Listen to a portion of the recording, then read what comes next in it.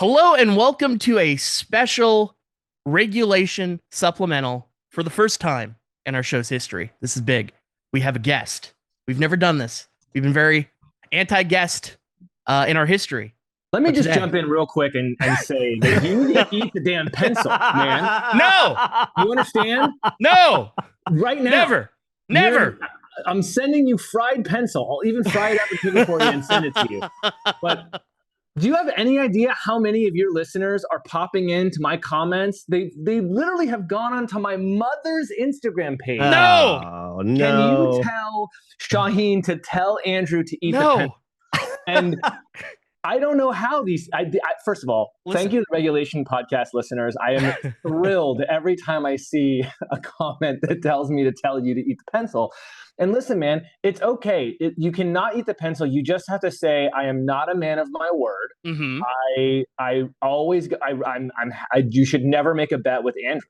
As long as you say those things, and then we can record it, and then we can play it like at your funeral. Uh-huh. That way, no one can, be confused. Well, I think first at of this all, point- I'd like to counter with I'm an honorable man. Second of all of these comments, kind of your fault. If you would have gave the other ruling, nobody would be submitting it. So that's kind of on you. That's not how this works, Andrew. I think that what needs to happen is you need to eat the pencil, not for us, but to alleviate the pressure on Shauhin and his family. Seriously. That you have unduly put upon them. I once again, I blame the ruling, less so my lack of action. Yeah. I want everyone to know, I know this is not a video podcast, but I did bring a pencil. He is holding. I'm holding it the entire time. Interestingly, it is a pencil. It doesn't have an eraser, so I even removed the eraser. Wow. I know. That's really considerate. I'd be more concerned about the metal part than the eraser, but I appreciate the eraser removal. Yeah, no problem. Anything I can do for you. I am thrilled that you now know how seasons work. I am just gobsmacked that. Listen, I'm locked in. For you, I did that for you. Thank I knew you. that was important to you. I wanted to make sure. My real name is Shauhin. It's not a stage name. That's my real name. Oh, that's great. Yeah. It means Royal White Falcon. I know. You're protected by falcons. That's incredible. That was another layer of just absurdity around all of this. Yeah, the similarities are striking. Okay. Which similarities? Well, we are a podcast that is protected by falcons, and Falcon is your name. I don't know if you know this, but we went to a hotel in Mexico for a vacation 2 years ago, and we kept seeing this guy walk around with a hooded falcon around the pool and stuff. So we went up, finally, we got up the courage to talk to him. And he said, yeah, the hotel is protected by this falcon. It keeps the birds away. Then we found out there's an entire industry where large hotels have full-time falcon staffs to keep birds and pests away on the beach. And it really opened our world. So now we've decided that the falcon would be the appropriate protector of our podcast. And then here we are talking to the Royal White Falcon. Royal White Falcon. Yeah, exactly right. And just like for the absurdity for your context, like Survivor, probably the most important show in my life. Like I started watching first season when I was like 5 or 6. It is something that I would watch every week with my mom. It was like one of the most important shows for me. So the fact that you of all people end up on Survivor and also have this strange connection where as much as you're talking about being hounded about eat the pencil, I get it constantly on all forms. It's something I live with. So to learn that you were going to be on the show was so just absurd. Like the world doesn't make sense. Yeah. I share that with you too, man. I watched Survivor with my mom. It was during the pandemic, and we had just like middle of the pandemic lost my father, and it was like my mom had also just had a back surgery, and so she couldn't go anywhere, and her mind was just consumed with this garbage, and she couldn't get through anything. And so I was like, Mom, watch Survivor. Like just sit down and watch Survivor. It's so fun, and it's such a good show for you because my mom was a hairstylist for forever, which is just a game of backstabbing people, you know? And my mom would get to the hair salon, and like when people's clients would come in, she would be the one scheduling them, right? She'd be at the first chair. And so she would pick up the phone when the receptionist wasn't there. and she would schedule the clients for time when they weren't there. Oh, and so they would show up, and my mom would be like, "Oh, they're not here. They do this all the time. Why don't you just go ahead and sit in my chair?" And so that's like where I was like, "Okay, mom, you got to watch this show because this is just that on television, right up your alley." Yeah, that's great. Totally. And I felt like it's awesome. Yeah, I have a question regarding, like, as someone who's watched the show, was there a moment or experience that you anticipated as a viewer? Because Survivor has like all these things that you kind of expect to hit on if you're going to be on the show, that still surprised you by how it felt as a player, like even though you saw it coming. Yes. When you're sitting there, it feels very different when Geoff says, "And one of you is not going to make the jury." Okay. Because like when you're at that, in Survivor, there's a challenge where, you're split into two tribes, and the team that loses the challenge goes to tribal. And that's the last person who's not going to make the jury, even though they've made the merge, which is like one step in the game. Stuff like that hits a lot harder when you're out there versus when you're sitting on your couch. Like, oh, someone doesn't make the jury, like, who cares? But when it's you and you're looking down the line and you're looking at David with his gleaming muscles, and we have to hold on to a thing, and you're like, all right, well, I'm not winning the challenge. I hope that he wins the overall thing. It's like that type of stuff. When he says, oh, you're going to have fried chicken and waffles and you haven't eaten in 16 days, you're like, I had a croissant up until that point. I had one chocolate croissant and half a vegan donut, which, by the way, when they told me it was a vegan donut, I nearly was like, get Geoff to the island right now. Vegan? No. Give me a real damn donut. But yeah, it was like, that type of stuff when they're talking about, like, you're going to have this food. Dude, you haven't eaten in 12 days and you just want something to eat. And so the excitement that you see, even though these things are coming, is very real, and it's visceral for someone who's out there in a way that it just can't be for someone who's sitting on the couch. Yeah, that's the jury line is so interesting, because that's something that as a viewer, like, I understand, like, oh man, that sucks, I guess, like, you're going home, but it doesn't, the significance of, because it's, when you're watching it, it's all about winning largely. So the idea that there's a stakes difference between how you lose is not present when you're not like feeling it and going through those emotions and trying your best to advance. Well, when you think about it, if you're on the jury, you're on every episode, first of all. Sure. And that is not something that I thought about until I was out there. I was like, oh, wait, if you're on the jury, you're going to be on every episode. But more importantly than that, you get, like, when he says you get to have a say in who wins the $1 million and who has the title of sole survivor, that doesn't mean anything to the audience. Yes. But it does mean something to you when you're out there. You're one of 8 people that gets to vote on who gets a milli. You're one of 8 people that gets to vote who gets to win your season, because it's your season, right? Yeah. And that goes into the voting, I think, more than the viewers would think too. Like, a lot of what I was voting for was who I wanted to make sure won the season, because I wanted to make sure that we were represented by the right season winner. Sure. Like that matters a lot. Yeah. That makes total sense. That's so interesting. I'm curious, on the other end of it, now having played the game, has that changed your perception of previous seasons you've watched? Have you that's an interesting question. I extend a lot more respect for anyone who has played the game. And, a lot of people are like, oh gosh, yes. What drives me nuts now that didn't before, and I was probably guilty of it before, was people saying, why would they do that? Yeah. Why would they do that? How about answer the question? That's what drives me nuts. If you want to watch the show or any reality television show, stop assuming these people are stupid and start answering your question. Why would he do this? Oh, let me answer the question, and I'll be a much better watcher of the television show, because by providing an answer that assumes the person isn't a moron, you're going to get better at your own mental strategy. What are the reasons this person could do this? People got mad at Bianca for telling Cedric that she lost her vote. Okay, well, what would you have done in the situation? He voted out the person who lied to him the first time, and the whole entire time he's talking about that. For me, why did you search Kyle's bag? Well, I wanted to show Camilla that I trusted her because we were going to work together throughout the rest of the game.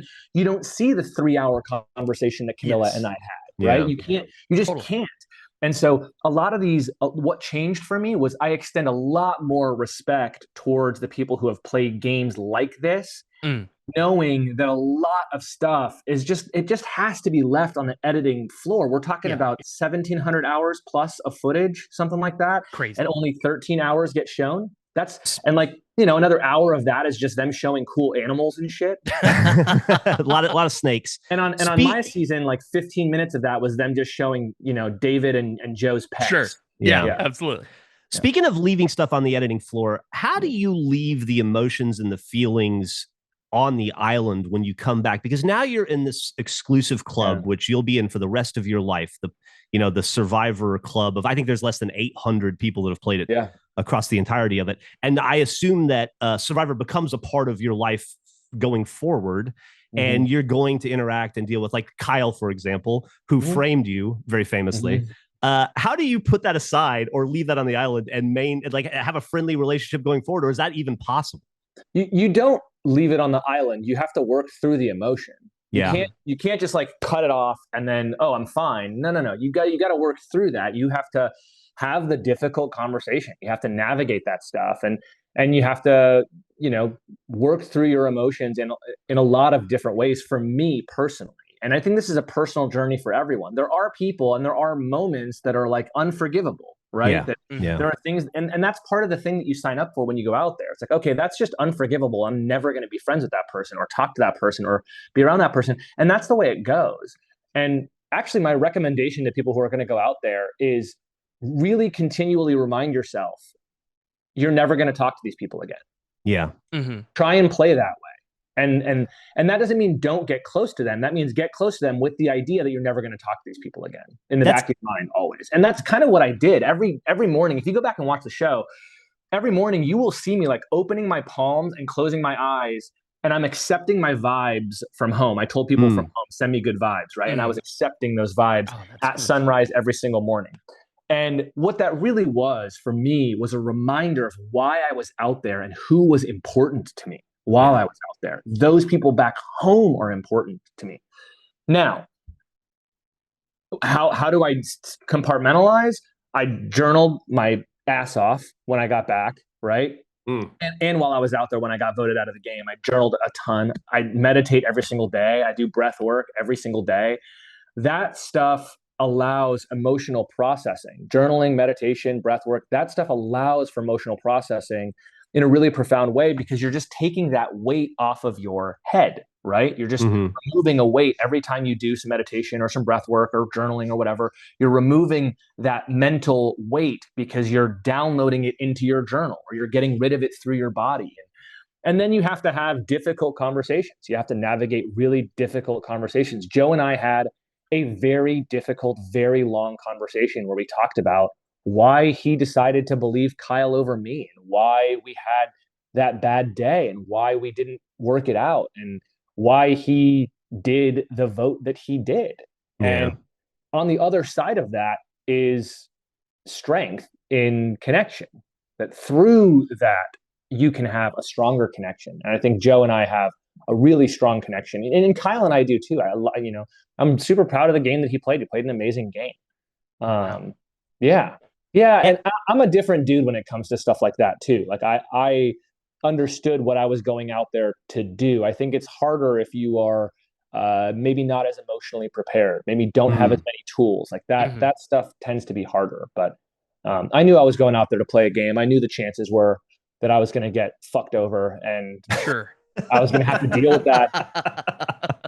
And meanwhile, they put 18 of the coolest motherfuckers on planet Earth on a television show with me. And so it's like, okay, cool.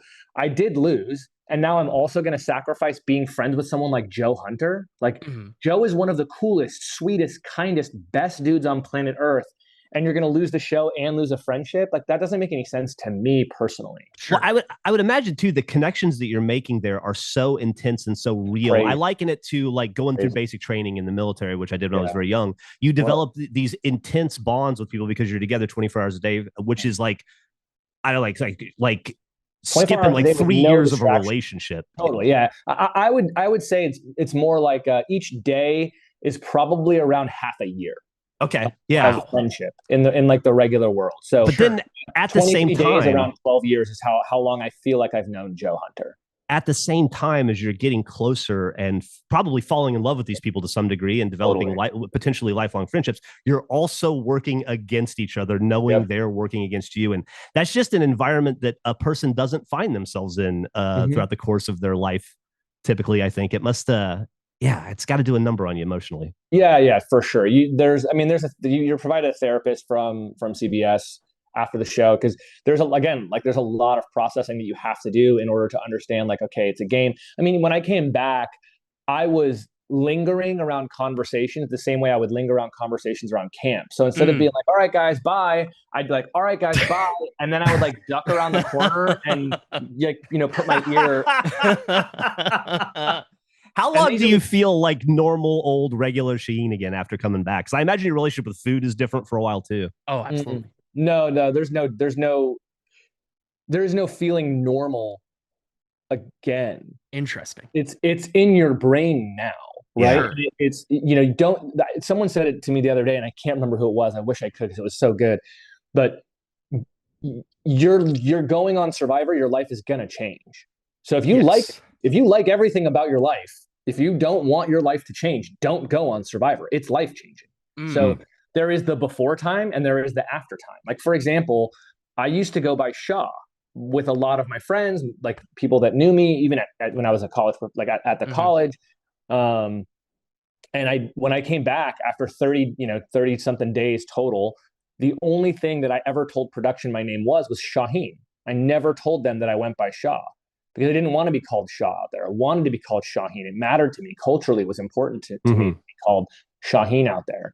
And when I came back and my friends, that had been calling me that for a long time, called me that again, it was like nails on a chalkboard all of a sudden. Oh, whoa, I can't be that guy anymore. That guy is gone for sure. And, Shauhin has risen from the ashes, if you will. So yeah, your life is going to change. My relationship with food is different. There's many times now where it's like, I'm hungry and I just don't need to eat. Yeah. I am hungry.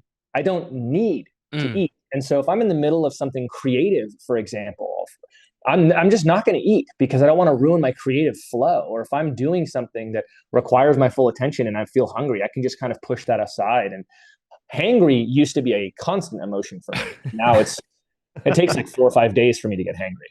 Well, we could talk endlessly with you about Survivor. I would like to. Yes. Yeah, we should circle back again some other time. I'd love to hit you with some regulation questions to wrap this up. Hit me. End of the thing. Were we the oddest ruling you gave as a judge? Ooh, certainly by far the most odd request that hired judge has ever received. No doubt about it. Yes. Let's say if someone was to go on an Australian news show and they've been doing something for like 17 years, do you think it's a lazy question to ask how they started when they've talked about it extensively? Yes. Thank you. Thank you very much. Thank you. I do. Is not knowing the shift key capitalized is hard to believe? That's impossible to believe. Okay. At what age? How old are you, Andrew? 30? Let's say 30. No fucking shot. 29. Dude, I don't believe that. 29. I don't believe that for a second. Would extra medium be just medium or large?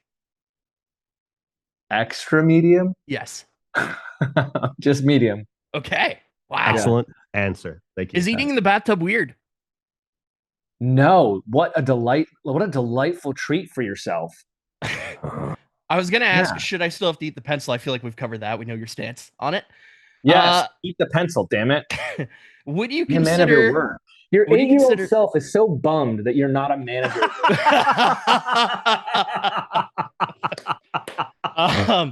Would you consider a pigeon an exotic bird? No, it feels very unexotic. It feels like the antithesis of exotic. You're doing fantastic on these questions. You're nailing it. Yeah. 10 out of 10. Are tail syncs necessary? So when we record, you know what a tail sync is for recording?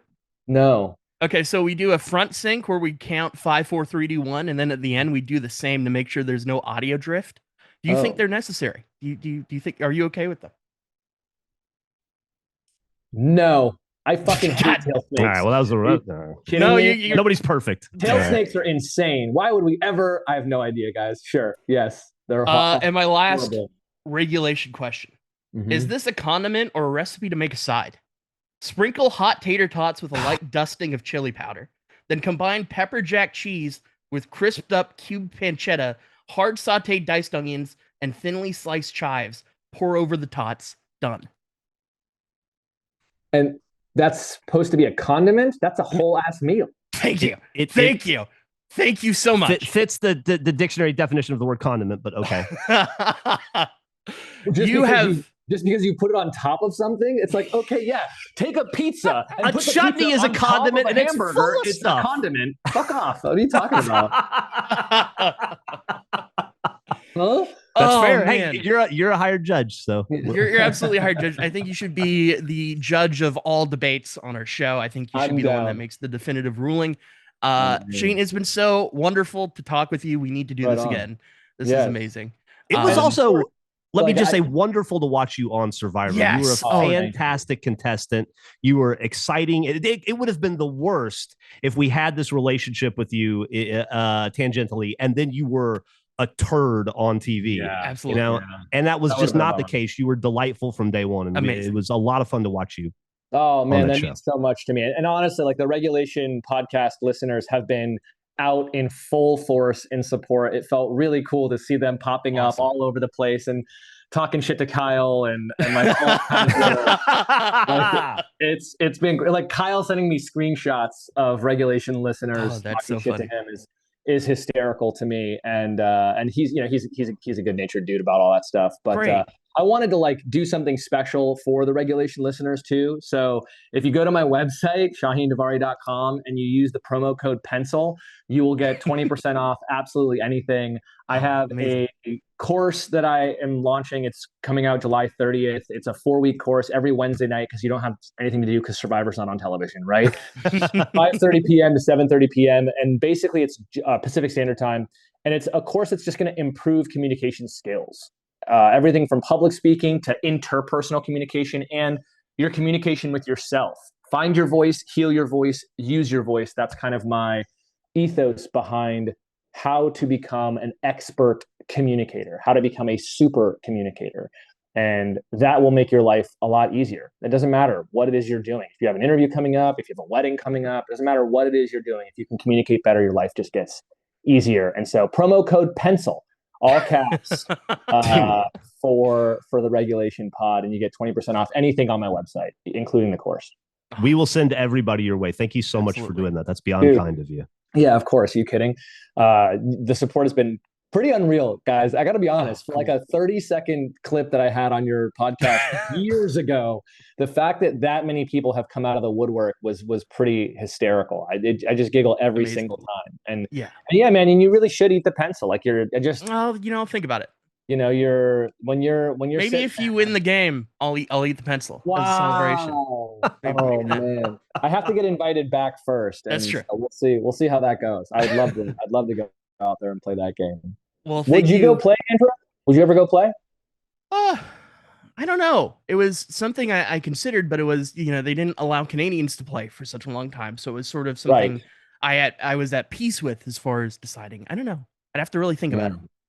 You should apply. It'd be fun to watch you out there. I think the Regulation listeners would go absolutely I completely agree. I support this. I think you should do it, Andrew. I would tell Geoff to make sure that one of the rewards was a pencil. Oh, we doing blind auction? We doing the auction, lifting the thing? Yeah. Oh my God. Could you imagine the television of them bringing out one singular pencil under a fucking thing that you paid for? Oh, don't know what it is. Yeah. Well, this has been so wonderful to speak with you. We got to sync up again. This is amazing. Yes, thank you so much for your time, Sheen. Pleasure. Thank you guys so much. Absolutely, dude. Your day. Thank you so much to everybody listening. Of course, I love the name change, but I also really enjoyed the previous name of the podcast. That really, it would have been hilarious if that was in the comments every 5 seconds. But I understand the name change. All right, that podcast was a lot easier to do under the umbrella of a much larger corporation that we no longer have the cover. Makes sense. I get it. All right, thank you friend. so Thank much. you so much for the interview. Thank you so much for the Of course. time and for organizing all this, man. This has been awesome. Absolutely, man. So good. Talk You to have you a great later. day. Bye, man. Take it easy. Bye.